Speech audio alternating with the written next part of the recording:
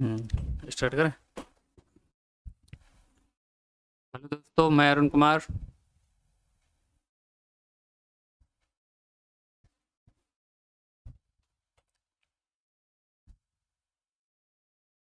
Hello दोस्तों, मैं Arun Kumar paper hackers के यूट्यूब चैनल पर आप सभी लोगों का स्वागत करता हूं। जैसा कि आपको पता होगा कि हम ज्योग्राफी सब्जेक्ट को पढ़ाते हैं और आज हम ज्योग्राफी में बृहद हिमालय को यहाँ पर डिस्कस करेंगे। और पिछली वीडियो में हम ट्रांस हिमालय यानी पार हिमालय पर चर्चा कर चुके हैं। आप उस वीडियो को देखेंगे। उसके बाद आज की जब आप वीडियो देखेंगे तो उससे भी कनेक्ट कुछ चीज़ें होती हैं, उन सबको एक क्रम से देखेंगे तो आपको आसानी से समझ में आएगा। और हम ट्रांस हिमालय पर जो पिछली वीडियो में चर्चा कर चुके थे, तो उसी के नीचे अब एक हिमालय पड़ता है जिसे हम कहते हैं हिमालय। और उसे क्यों कहते हैं पार हिमालय? क्योंकि वो हिमालय के पार है, इसलिए उसे हम पार हिमालय कहते हैं। और उसके इधर जो हिमालय को भी 3 भागों में बांटा गया है, उन सब चीज़ों पर आज हम चर्चा करेंगे। ठीक है, तो आज सबसे पहले आप हेडिंग डालेंगे हिमालय, जो कि हम पार हिमालय पढ़ चुके हैं। और अब हम पढ़ेंगे हिमालय की 3 श्रेणियाँ। कौन सी? बृहद हिमालय, लघु हिमालय और शिवालिक पहाड़ी। ठीक है, इन 3 श्रेणियों पर चर्चा करें, शिवालिक श्रेणी और लघु हिमालय और बृहद हिमालय। आज हम सबसे पहले चर्चा करेंगे बृहद हिमालय पर। आप हेडिंग डालेंगे बृहद हिमालय। बृहद हिमालय।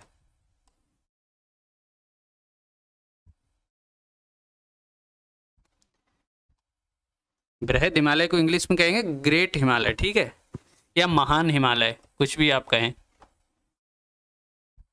ग्रेट हिमालय।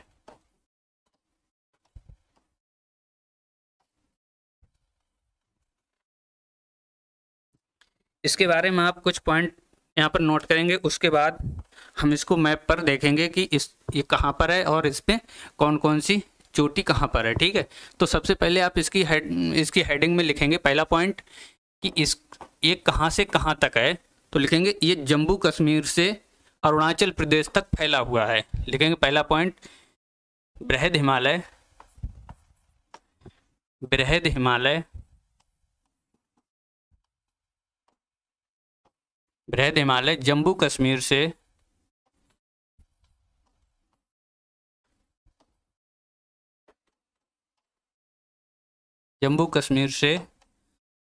कहाँ? अरुणाचल प्रदेश तक।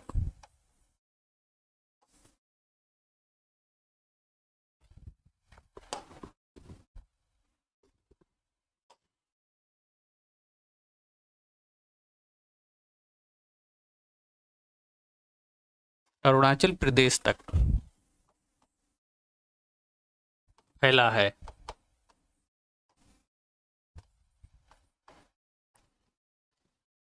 जम्मू कश्मीर से लेकर अरुणाचल प्रदेश तक ये हिमालय फैला हुआ है, यानी इसकी लंबाई है। ठीक है, तो इसकी लंबाई है कितनी? अगले पॉइंट में देखेंगे तो इसकी लंबाई लिखेंगे बृहद हिमालय की। तो लंबाई में लिखेंगे लगभग 2500 मीटर, सॉरी 2500 किलोमीटर। 2500 किलोमीटर। ठीक है, तो बृहद हिमालय की जो लंबाई है 2500 किलोमीटर है।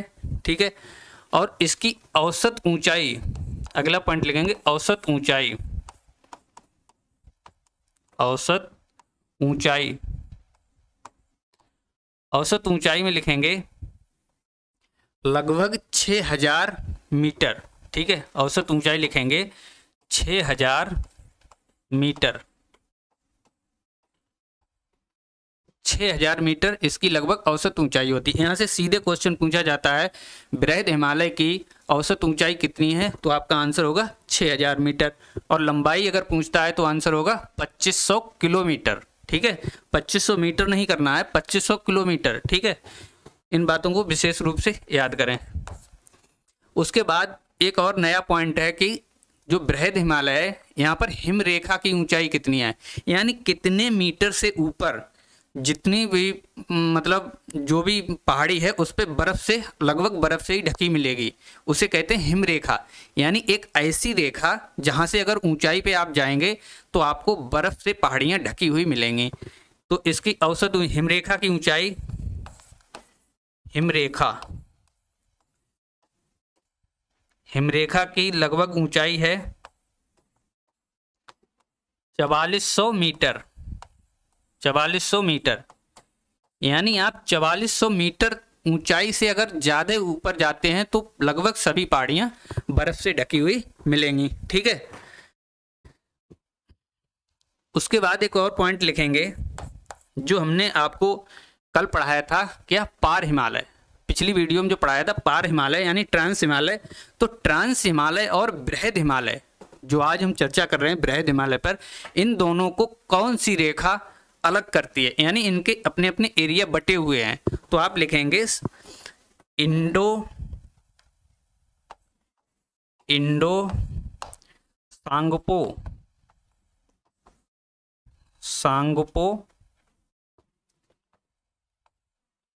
Indo Tsangpo suture zone, suture zone के द्वारा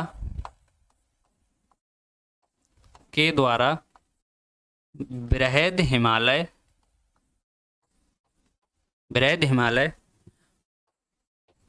पार हिमालय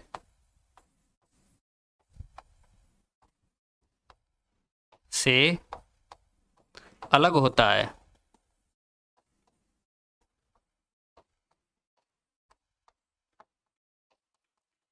यानी इंडो सांगपो सचर जोन एक ऐसी काल्पनिक रेखा है जिसे हम बृहद हिमालय और ट्रांस हिमालय के एरिया को क्या करती, सेपरेट करती है, अलग अलग करती है। ठीक है, इन सब चीज़ों को आप नोट कर लीजिए। अब इसकी अगला पॉइंट लिखेंगे, इसी बृहद हिमालय में ही लिखेंगे, जम्मू कश्मीर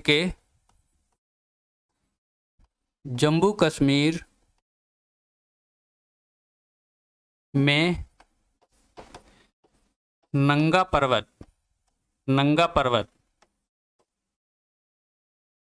कामा अरुणाचल प्रदेश के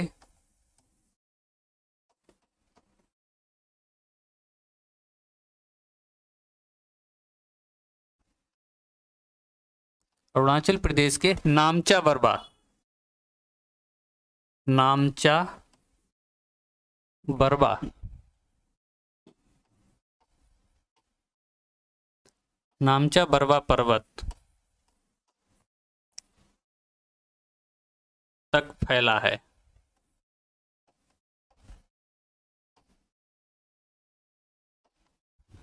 यानी अगर पूछा जाए बृहद हिमालय की सबसे पश्चिमी पर्वत कौन सा है, तो आंसर होगा जम्मू कश्मीर पश्चिम में है, तो क्या कहेंगे, नंगा पर्वत। और अगर पूर्वी पर्वत पूछा जाए तो आप कहेंगे नामचा बरवा, जो कहाँ है, अरुणाचल प्रदेश में। इन दोनों के बीच के हिमालय को हम बृहद हिमालय कहते हैं। ठीक है, उसके बाद लिखेंगे कि बृहद हिमालय में कुछ चोटियां हैं, उनका भी क्रम देख लेंगे। ठीक है, तो उन चोटियों का क्रम देख लेंगे, कहाँ से, पूरब से पश्चिम,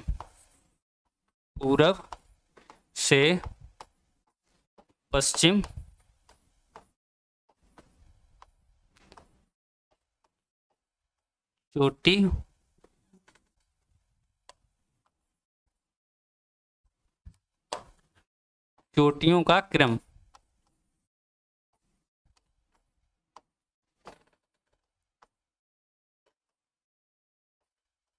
कभी कभी यहाँ से भी क्वेश्चन पूछ लिए जाते हैं। ठीक है, तो आप लिखेंगे इनको,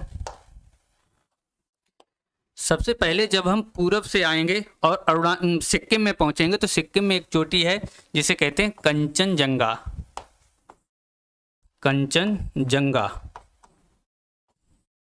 कंचनजंगा से जब आप और पश्चिम में बढ़ेंगे तो आपको एक चोटी पड़ेगी, कौन सी, मकालू। ठीक है, मकालू। और जब आप और पश्चिम में ही बढ़ेंगे आप पहुंचेंगे कहाँ, ये सभी चोटियां किस भाग में, नेपाल वाले भाग में। कंचनजंगा कहाँ है, सिक्किम वाले भाग में। आप यहाँ पर लिख सकते हैं सिक्किम। ठीक है, सिक्किम। मकालू से जब आगे बढ़ेंगे तो चोटी पड़ेगी एवरेस्ट। एवरेस्ट, उसके बाद मंसालू, मंसालू, उसके बाद आगे बढ़ेंगे अन्नपूर्णा, अन्नपूर्णा, उसके बाद आगे बढ़ेंगे तो धौलागिरी, धौलागिरी। ये सभी जो चोटियां हैं मकालू से लेकर एवरेस्ट तक, इधर धौलागिरी तक, ये सभी चोटियां कहाँ पड़ती हैं? तो ये नेपाल वाले भाग में पड़ती हैं, नेपाल। ठीक है, जब धौलागिरी से आप आगे बढ़ेंगे, यहाँ पर जगह नहीं है इसलिए हम यहाँ पर लिख रहे हैं, जब धौलागिरी से आगे बढ़ेंगे तो आपको एक चोटी पड़ेगी जिसे हम कहते हैं नंदा देवी, नंदा देवी। और इस जब आगे बढ़ेंगे और तो अगली एक और चोटी पड़ेगी जिसे हम कहते हैं बद्रीनाथ, बद्रीनाथ, बद्रीनाथ। और बद्रीनाथ के आगे एक चोटी पड़ती है केदारनाथ, केदारनाथ। और उसके बाद और आगे बढ़ेंगे तो पड़ता है नंगा पर्वत, नंगा पर्वत। ठीक है, तो नंगा पर्वत तो हम पहले बता चुके हैं आपको कहाँ है, जम्मू कश्मीर में। ठीक है, और ये जो तीनों चोटियां हैं ये किस भाग में पड़ती हैं? तो आप इसको लिखेंगे, ये उत्तराखंड में पड़ती हैं, यूके यानी उत्तराखंड में पड़ती हैं। और सबसे पहले जो आप इधर देख सकते हैं कि नामचा बरवा, वो हम आपको पहले भी बता चुके हैं, नामचा बरवा। ये सबसे पूर्वी है, ये कहाँ है? अरुणाचल प्रदेश में। ठीक है, इस तरीके से आप इसको भी लिख लेंगे। और आप देखेंगे, चलिए अब हम आपको मैप पर समझाएंगे। ठीक है, यहाँ पर आप देखेंगे कि जो हम पिछली वीडियो में देख चुके थे, यह ट्रांस हिमालय, ट्रांस हिमालय की हमने 3 श्रेणियाँ बताई थी इस तरीके से। सबसे ऊपर की कौन सी श्रेणी थी? तो सबसे ऊपर काराकोरम श्रेणी थी, काराकोरम, काराकोरम। उसके बाद दूसरी श्रेणी थी लद्दाख, दूसरी कौन सी? लद्दाख श्रेणी थी। उसके बाद तीसरी श्रेणी थी यहाँ पर जिसे हम कहते थे जास्कर। इन तीनों श्रेणियों को मिलाकर एक नाम दिया गया था ट्रांस हिमालय या पार हिमालय, जो हम आपको यहाँ तक हम आपको पिछली वीडियो में चर्चा कर चुके थे। अब हम देखेंगे इस वीडियो में जो बृहद हिमालय है ये कहाँ पर है। चलिए देखिए, यहाँ जम्मू कश्मीर से लेकर के उत्तराखंड, हिमाचल, नेपाल, सिक्किम और अरुणाचल प्रदेश तक, ठीक है, इस तरीके से बृहद हिमालय फैला हुआ है। ठीक है, इनकी चोटियां यहाँ पर देखेंगे तो इसकी जो सबसे पूर्वी चोटी, सबसे पश्चिमी चोटी है ये वाली, इसे हम क्या नाम देंगे? नंगा पर्वत, नंगा पर्वत।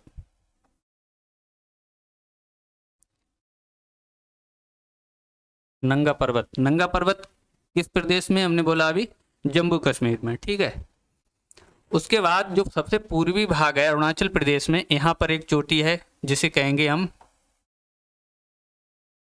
नामचा बरवा, नामचा बरवा, नामचा बरवा। उसके बाद सिक्किम में एक चोटी है ये वाली जिसे हम अभी आपको बता रहे थे, क्या नाम? कंचनजंगा। ठीक है, लिखेंगे कंचनजंगा, यहाँ पर लिख लेंगे कंचनजंगा।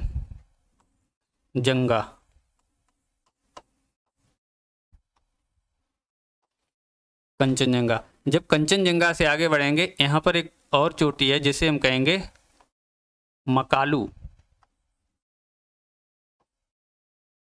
मकालू।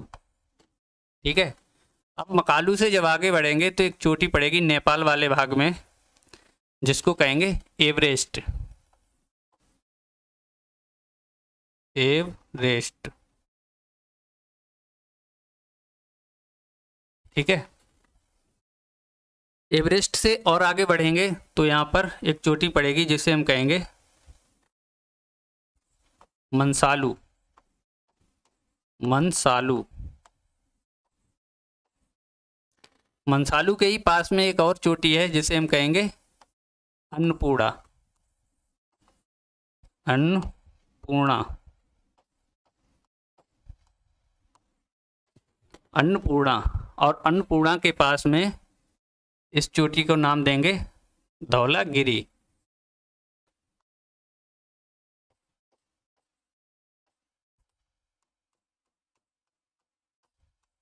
धौलागिरी ये सभी चोटियां कहाँ हैं? नेपाल में। कंचनजंगा हमने कहाँ बताई थी? सिक्किम में, ठीक है। और नामचावरवा अरुणाचल प्रदेश में और नंगा पर्वत कश्मीर में, ये हम आपको लिखा चुके हैं। और यहाँ पर हम देखेंगे उत्तराखंड वाले भाग में यहाँ पर एक चोटी पड़ती है, ये वाली, इसको कहेंगे नंदा देवी। नंदा देवी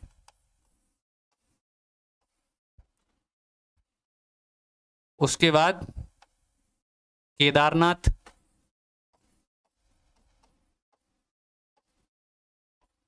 और उसके बाद अरुणाचल प्रदेश में एक चोटी है बद्रीनाथ। बद्रीनाथ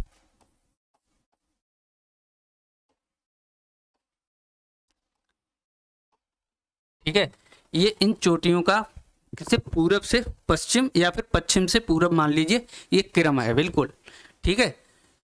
तो यहाँ पर एक दो पॉइंट और हैं, उनको देख लेंगे। अगर क्वेश्चन बनता है कि विश्व की सबसे ऊंची चोटी, ठीक है, लिखेंगे एक पॉइंट यहाँ पर, विश्व की सबसे ऊंची चोटी।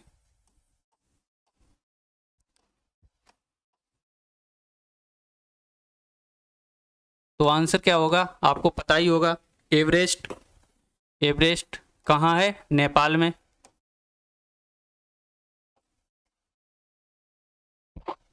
ठीक है। और उसके बाद अगर क्वेश्चन बने ऊंचाई कितनी है एवरेस्ट की, तो 8,848 मीटर, ठीक है, 8,848 मीटर। उसके बाद एक और क्वेश्चन बनेगा कि भारत की सबसे ऊंची चोटी, भारत की सबसे ऊंची चोटी, भारत की सबसे ऊंची चोटी।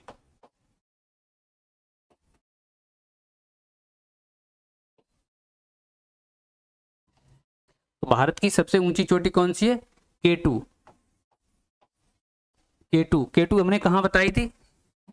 तो आपको पता होगा K2 हमने बताई थी काराकोरम श्रेणी पर, जो हम पिछली वीडियो में आपको बता रहे थे। K2 किस श्रेणी पर? काराकोरम श्रेणी पर। वो भारत की सबसे ऊंची चोटी है, ठीक है। K2 की हमने कितनी ऊंचाई बताई थी? तो 8611 मीटर बताई थी। एवरेस्ट की 8,848 मीटर बताई, ठीक है। उसके बाद तीसरा क्वेश्चन बनेगा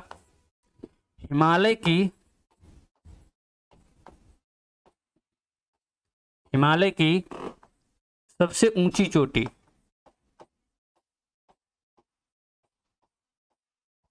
तो हिमालय की सबसे ऊंची चोटी कौन सी है? कंचनजंगा, ठीक है, कंचनजंगा।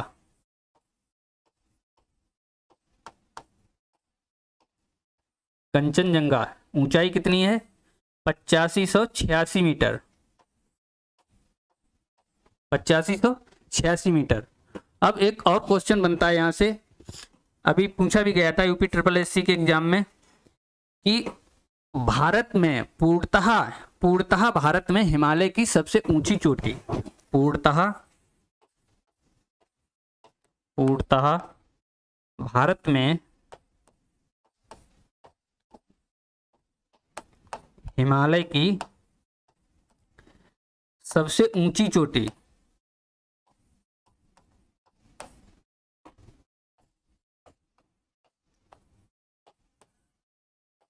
तो आपका आंसर होगा नंदा देवी। नंदा देवी मतलब इन क्वेश्चंस को आप इस तरीके देखें, अगर विश्व की सबसे ऊंची चोटी तो एवरेस्ट, भारत की सबसे ऊंची चोटी तो केटू जिसे कहते हैं गार्डवेन आस्टिन। उसके बाद पूछे हिमालय की सबसे ऊंची चोटी तो कंचनजंगा।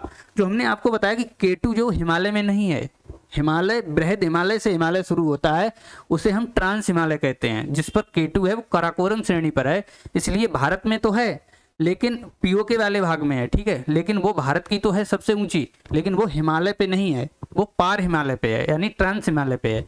इसलिए हिमालय की सबसे ऊंची चोटी की अगर बात करेंगे तो आपका आंसर होगा हिमालय की कंचनजंगा, ठीक है। और अगर पूर्णतः शब्द लगा, पूर्णतः भारत में, कंचनजंगा भी पूर्णतः भारत में नहीं है, भारत में तो है लेकिन इसका कुछ भाग थोड़ा नेपाल में भी पड़ता है, ठीक है। अगर शब्द पूर्णतः लग जाए, पूर्णतः भारत में हिमालय की सबसे ऊंची चोटी, तो आंसर होगा नंदा देवी। कहाँ है? उत्तराखंड में, जो अभी आपको बताया था, ठीक है। इन सब चीजों को यहाँ पर लिख लेंगे, ठीक है। उसके बाद इस पर कुछ ग्लेशियर हैं, वो ग्लेशियर भी देख लेंगे, ठीक है। जो एक आध पॉइंट और भी लिखेंगे यहाँ पे।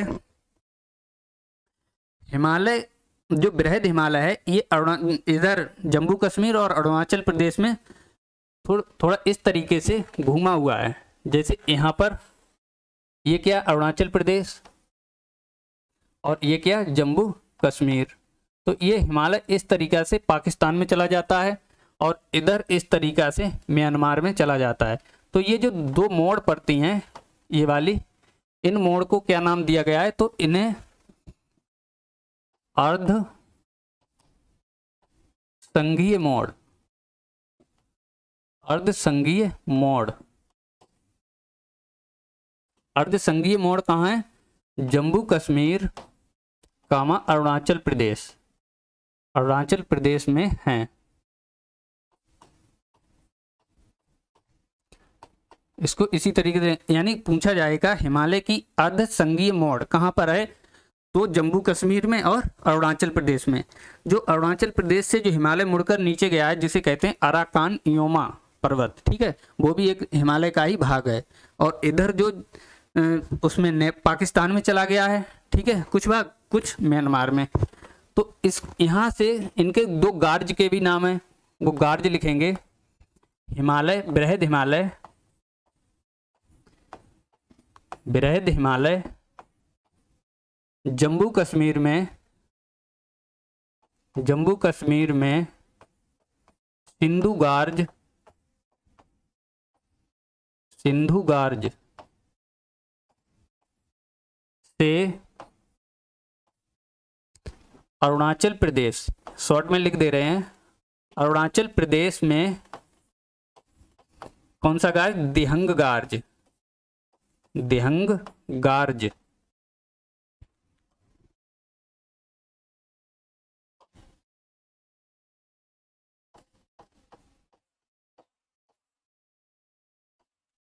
तक है यानी फैला हुआ है।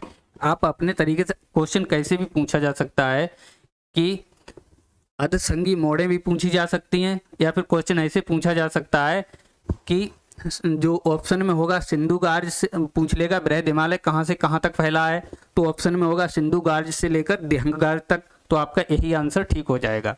इसीलिए हमने ये क्वेश्चन कई तरीके से आपको लिखा दिया गया है। लंबाई के तौर पर भी पूछ सकता है और स्थान के नाम पर भी पूछ सकता है, मोड़ के नाम पर भी पूछ सकता है, ठीक है। इसलिए आप तीनों तरीके से इस क्वेश्चन को याद रखेंगे, ठीक है। और एक लिख लेंगे क्वेश्चन, बृहद हिमालय, बृहद हिमालय लघु हिमालय से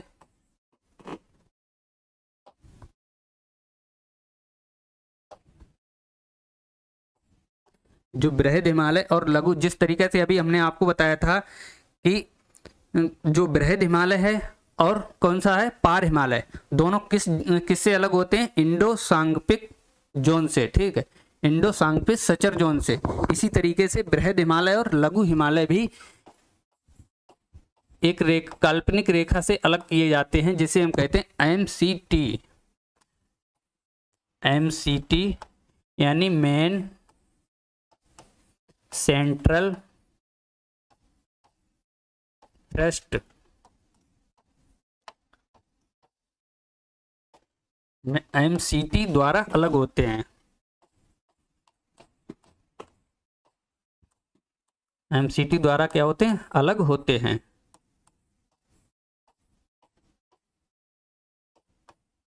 एमसीटी द्वारा अलग होते हैं। तो अब आपको ये सब हमने यहाँ पर बृहद हिमालय के बारे में समझा दिया। इससे ज़्यादा बृहद हिमालय में कोई क्वेश्चन नहीं बनेगा, ठीक है। ज़्यादा बनेगा तो एक दो क्वेश्चन और लिखेंगे। इसकी चट्टान पूछी जा सकती है कि जो बृहद हिमालय है इस पर किस प्रकार की चट्टानें हैं। तो आप चट्टान में एक एक पॉइंट लिख लेंगे, चट्टान। तो ग्रीस, सॉरी, सबसे पहले लेंगे ग्रेनाइट,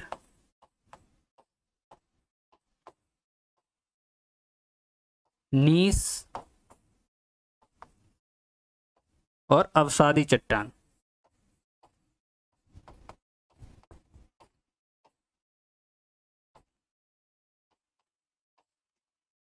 बस ये आपको बृहद हिमालय हमने बहुत अच्छे लेवल पर समझा दिया, ठीक है। इससे ज़्यादा आपका कोई क्वेश्चन नहीं बनेगा। अब आप देखेंगे कि हम यहाँ पर आपको लघु हिमालय समझाएंगे। लघु हिमालय क्या है, ठीक है। जो हमने आपको एक रेखा बताई बृहद हिमालय की, उसके नीचे एक दूसरी श्रेणी है जिसे हम लघु हिमालय कहेंगे। उसको भी हम मैप पर समझाएंगे। आप हेडिंग डालेंगे लघु हिमालय, लघु हिमालय।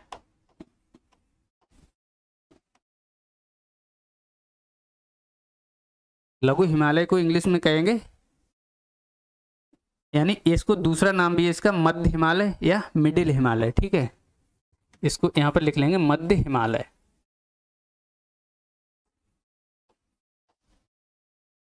मध्य हिमालय, या फिर इसको इंग्लिश में लिख लेंगे मिडिल हिमालय।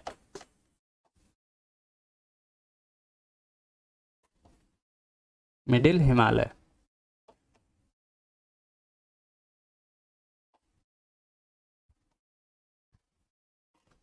ठीक है। इसके बारे में लिखेंगे तो सबसे पहले इसको लिखेंगे ये कहाँ से कहाँ तक फैला है, ठीक है।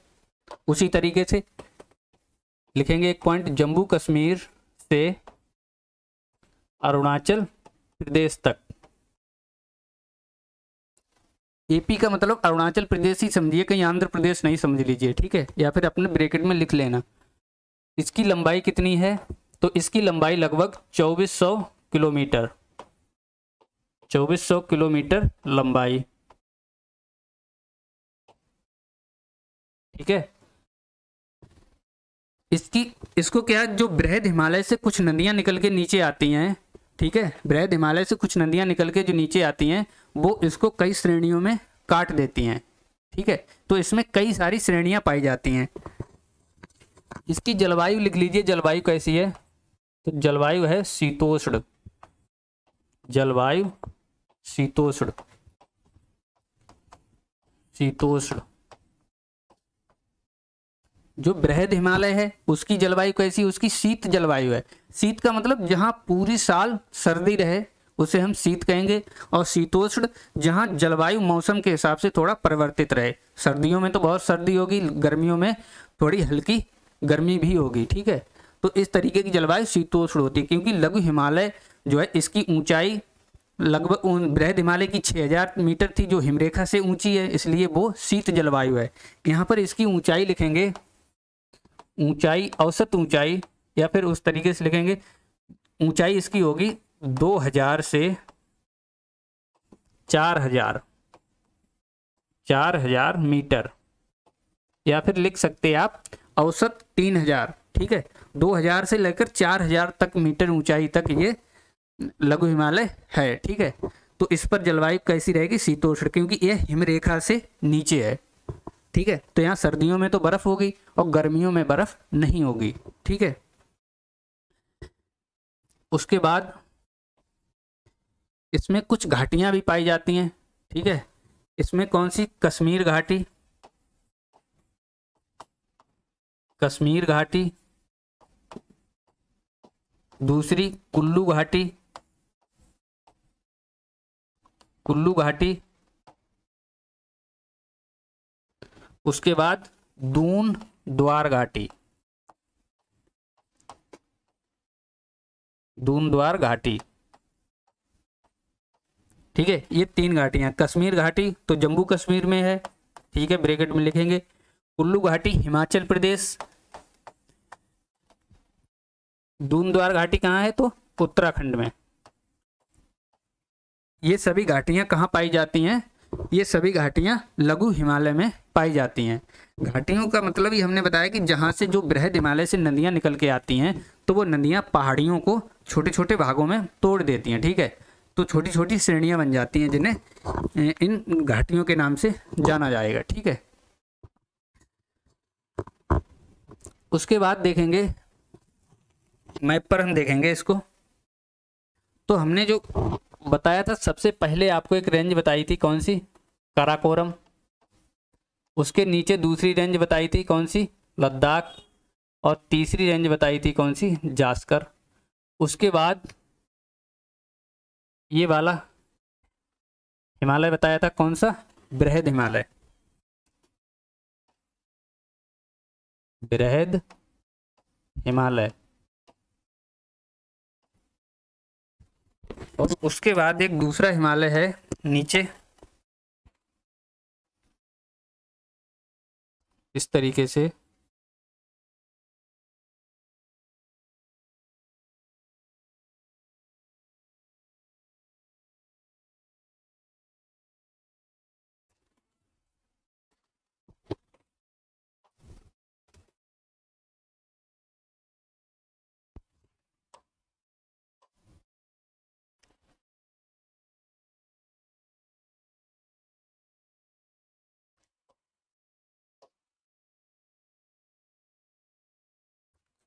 तो हम यहाँ पर देखेंगे,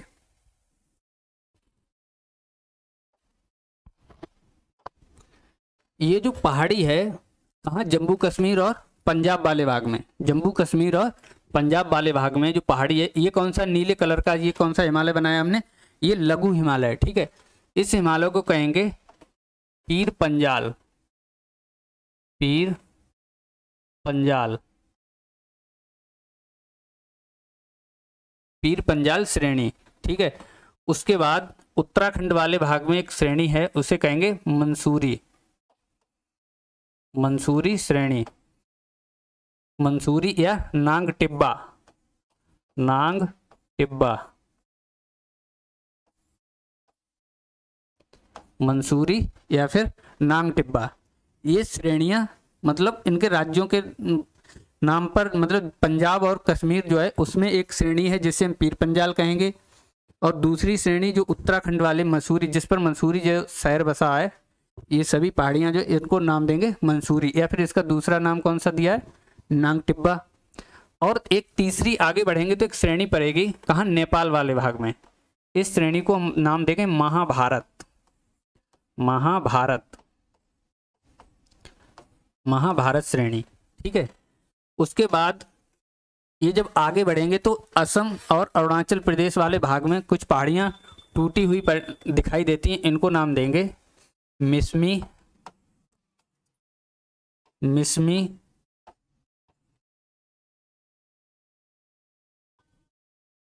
डफला,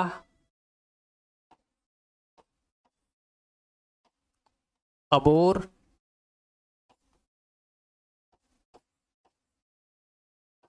ठीक है। ये सभी पहाड़ियां कहाँ हैं, ये अरुणाचल प्रदेश वाले भाग में हैं। इसी तरीके से आप लिखेंगे। तो इनकी कुछ खास बात, एक आध पॉइंट है उसके बारे में लिखेंगे कि जो पीर पंजाल श्रेणी है,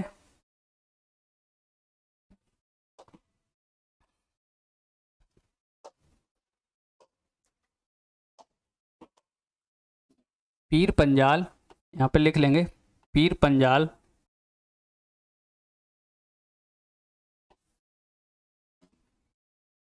लघु हिमालय की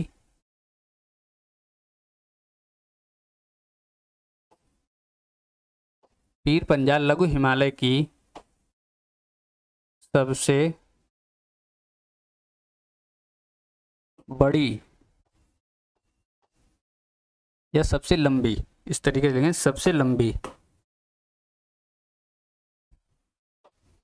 सबसे लंबी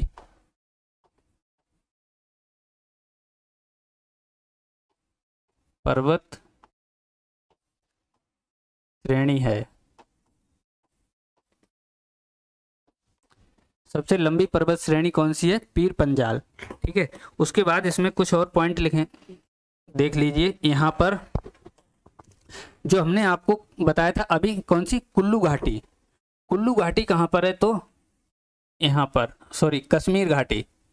कश्मीर घाटी कहाँ? पीर पंजाल और बृहद हिमालय के बीच में। यहाँ पे लिख लेंगे कश्मीर घाटी। कश्मीर घाटी। कश्मीर घाटी कौन सी है? ये वाली जो बीच में। उसके बाद मंसूरी और इसके बीच यहाँ पर नांगटिब्बा और जो मंसूरी पहाड़ी है, इनके पास में यहाँ पर उत्तराखंड वाले भाग में ही यहाँ पर दो घाटियाँ हैं। कौन सी? दून और द्वार घाटी। दून और द्वार, यहाँ पे लिखेंगे छोटे से, दून और द्वार। ये कौन सी? दून और ये द्वार। यहाँ पर एक घाटी पाई जाती है जिसे हम कहेंगे कुल्लू घाटी। कौन? हिमाचल प्रदेश के पास। वैसे तो चलिए एग्जैक्ट पॉइंट पे ही बनाएंगे।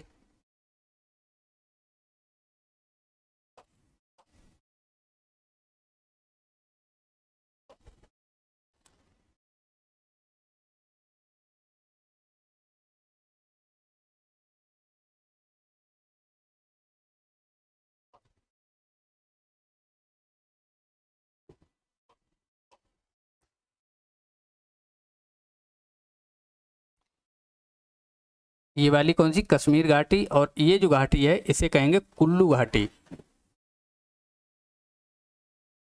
कुल्लू घाटी। उसके बाद ये दून और द्वार।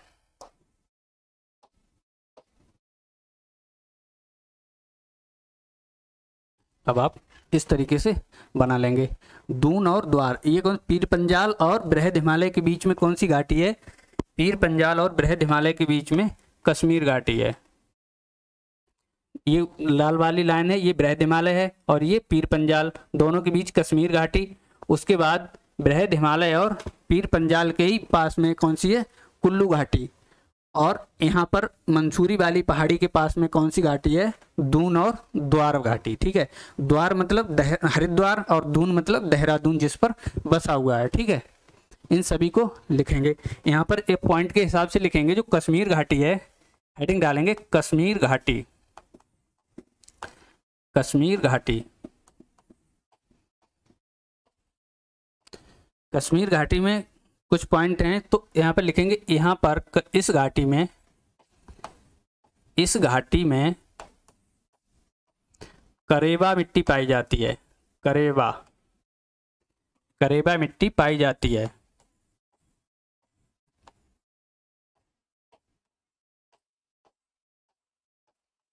पाई जाती है। जो करेबा मिट्टी किस फसल के लिए होती है? तो देखेंगे जो केसर के लिए, जो केसर उत्पादन के लिए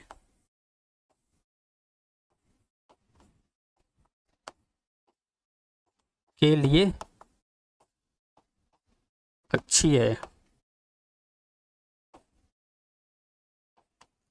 तो क्वेश्चन बनेगा कि केसर का सर्वाधिक उत्पादन कहाँ होता है? तो आपका आंसर होगा कश्मीर में। क्यों? कश्मीर में केसर क्यों ज़्यादा उपजाऊ होती है? क्योंकि यहाँ पर करेबा मिट्टी पाई जाती है, जो केसर के उत्पादन के लिए सबसे अच्छी मानी जाती है। ठीक है, उसके बाद अगला पॉइंट लिखेंगे। यहाँ पर कश्मीर घाटी में ही इसमें गुलमर्ग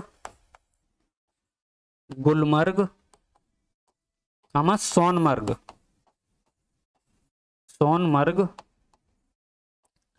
घास के मैदान पाए जाते हैं। घास के मैदान पाए जाते हैं।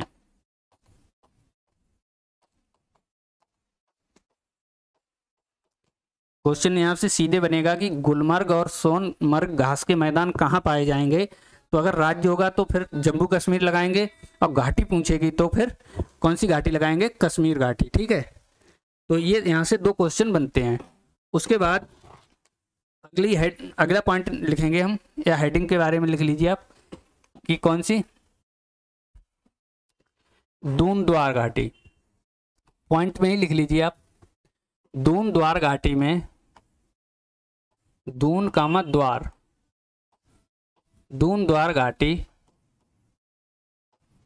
में बुग्याल, बुग्याल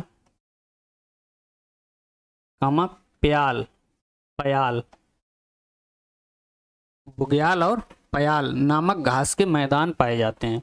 पयाल घास के मैदान पाए जाते हैं।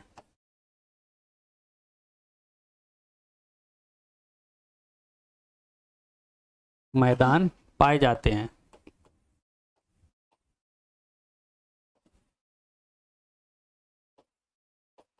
लेकिन अगर कहीं क्वेश्चन इस तरीके से पूछा जाएगा कि बुग्याल और पयाल घास के मैदान किस राज्य में पाए जाएंगे, तो आप ये मत कहिए कि सर ने नहीं पढ़ाया, क्योंकि बुग्याल पयाल जो दून और द्वार घाटी में पाए जाते हैं, इसका मतलब क्या है कि दून और द्वार घाटी कहाँ है? तो उत्तराखंड में। तो आप इस बात से भी कंफ्यूज नहीं होंगे, तो आप उत्तराखंड को टिक करेंगे। ठीक है। अब अगला क्वेश्चन पूछे कि कुल्लू घाटी कहाँ पाई जाती है? कुल्लू घाटी, तो इस बात को तो सभी लोग जानते होंगे। कुल्लू मनाली का किस प्रदेश का शहर है? तो आप कहेंगे हिमाचल प्रदेश। ठीक है, हिमाचल प्रदेश।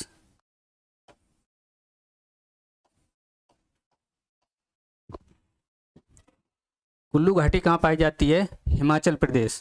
वहीं पर एक और घाटी पाई जाती है, कौन सी? काठमांडू। यहाँ पर लिखेंगे काठमांडू घाटी, काठमांडू घाटी। इसके अगले काठमांडू घाटी कहाँ पाई जाती है? तो आपको पता होगा कि काठमांडू शहर जो है वो कहाँ, किस देश की राजधानी है? तो अभी आपको बताया था, नेपाल। ठीक है, काठमांडू घाटी कहाँ पाई जाती है? नेपाल में पाई जाती है। और ये घाटी किस मतलब पहाड़ी किस रेंज पे पाई जाती है? तो आप कहेंगे महाभारत श्रेणी। ठीक है, या फिर यहाँ पर लिखेंगे महाभारत श्रेणी, महाभारत श्रेणी। क्वेश्चन घुमा करके भी पूछ सकता है कि महाभारत श्रेणी कहाँ किस देश में है? तो नेपाल देश में। ठीक है, ये हमारा लघु हिमालय पूरा होता है। ठीक है, अब हम देखेंगे शिवालिक हिमालय। शिवालिक के बारे में भी कुछ थोड़े पॉइंट लिख लेंगे। चलिए, शिवालिक,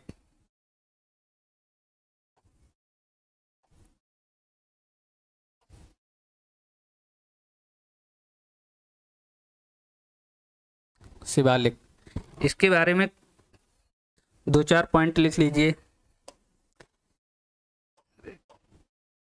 जो शिवालिक श्रेणी है, ये श्रेणी कश्मीर से शुरू होती है और अरुणाचल प्रदेश तक जाती है। लेकिन जो अरुणाचल प्रदेश और असम वाले भाग में है, ये लघु हिमालय में इस तरीके से सिमट जाते हैं कि ये लघु हिमालय और शिवालिक श्रेणी मतलब अलग अलग कोई डिफाइन नहीं करता, क्योंकि वहाँ पर एक ही श्रेणी बन जाती है। दोनों एक इस तरीके से एक दूसरे से इतने सघन हो जाते हैं कि वहाँ पर इनका डिफरेंस नहीं होता है। ये दोनों एक दूसरे से समझे चिपके हुए हैं। ठीक है, तो इसके बारे में लिखेंगे, यह जम्मू कश्मीर से, जम्मू कश्मीर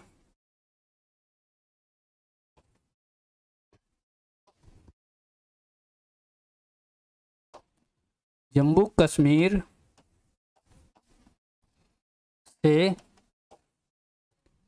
ब्रह्मपुत्र घाटी, ब्रह्मपुत्र घाटी तक फैली है।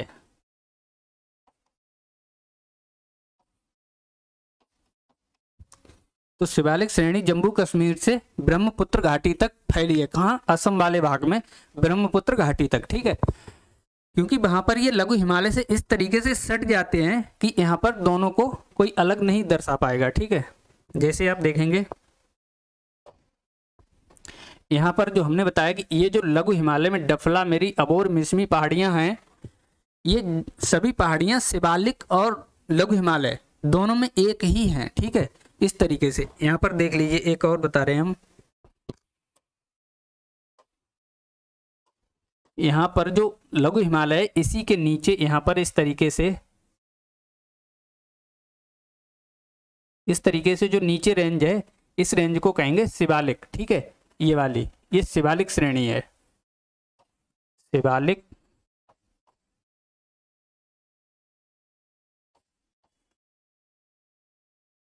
श्रेणी। इस मैप को आप इसी तरीके से अगर बना लेंगे तो आपको बिल्कुल कोई पॉइंट लिखने की ज़रूरत नहीं है। मतलब यहाँ से एक बार रिवीजन करें और यहाँ पर मैप के थ्रू समझेंगे तो आपके दिमाग में एकदम से वहीं पर क्लिक करेगा। ठीक है, आप इसी तरीके से बनाइए। तो शिवालिक कहाँ सबसे दक्षिण में है, तो इसको एक और भी नाम दिया गया है। क्या नाम दिया गया है? शिवालिक श्रेणी को तो एक और नाम दिया गया है, इसको दक्षिणी हिमालय। ठीक है, लिखेंगे इसे साउथ हिमालय या दक्षिणी हिमालय भी कहते हैं। दक्षिणी हिमालय, इसे दक्षिणी हिमालय भी कहते हैं।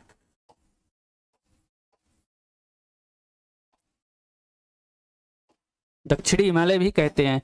और लिखेंगे कि जो शिवालिक श्रेणी है इसके कई अलग अलग राज्यों में भी अलग अलग नाम हैं। ठीक है, तो लिखेंगे यहाँ जम्मू कश्मीर।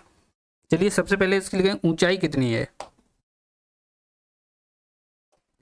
ऊंचाई लिख लीजिए इसकी ऊंचाई 1200 से 2000 मीटर तक।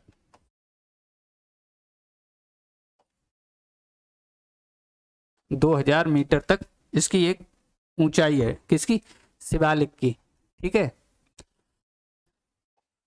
उसके बाद लिखेंगे इसके जो अलग अलग नाम भी हैं। तो जम्मू कश्मीर में सबसे पहले इसे लिखेंगे, जम्मू कश्मीर में इसे शिवालिक का नाम दिया गया है, शिवालिक। जम्मू कश्मीर में इसको क्या कहेंगे? शिवालिक कहेंगे। उसके बाद उत्तराखंड में जाएंगे तो इसको एक दूसरा नाम दिया गया है, डलमा पहाड़ियाँ। डलमा पहाड़ियाँ।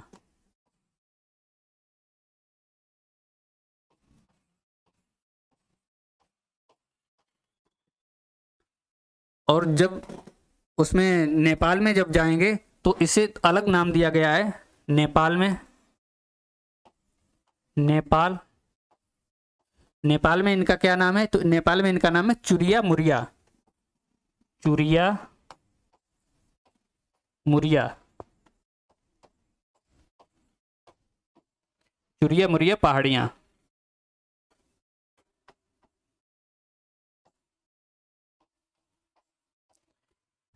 ये क्या है? ये शिवालिक के ही कुछ अन्य नाम हैं। ठीक है, शिवालिक को इन नामों से भी जाना जाता है। ठीक है, उसके बाद एक और पॉइंट लिख लेंगे,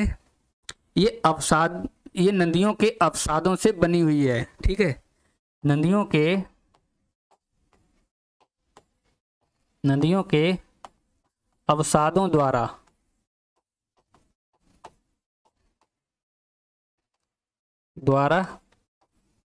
बनी है। तो इसमें कैसी चट्टानें होंगी? इसमें अवसादी चट्टानें पाई जाएंगी। ठीक है, ये हो गए शिवालिक के बारे में। ठीक है, तो शिवालिक के बारे में एक और, ये जो जिस तरीके से हमने बोला था कि पार हिमालय और बृहद हिमालय को कौन सा जोन अलग करता है? Indo Tsangpo zone. बृहद हिमालय लघु हिमालय को कौन सा जोन अलग करता है? MCT, main central thrust.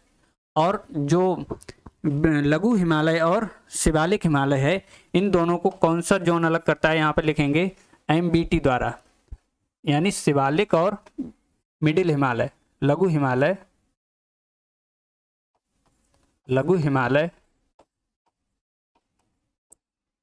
और शिवालिक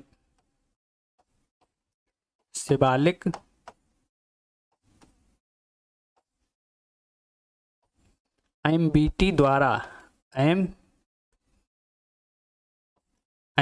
द्वारा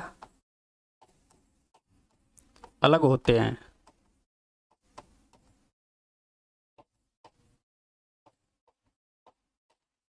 MBT मतलब मेन बाउंड्री थ्रस्ट के द्वारा लघु हिमालय और शिवालिक हिमालय अलग होते हैं। ठीक है, तो आज यहाँ पर शिवालिक का ये टॉपिक ख़त्म होता है। ठीक है, उसके बाद हम कल की वीडियो में पूर्वोत्तर भारत की पहाड़ियाँ पढ़ेंगे। ठीक है, पूर्वोत्तर भारत की पहाड़ियाँ, और फिर हम पढ़ेंगे मतलब मध्य भारत का मैदान। तो आज के लिए बस इतना ही। नमस्कार दोस्तों, अपना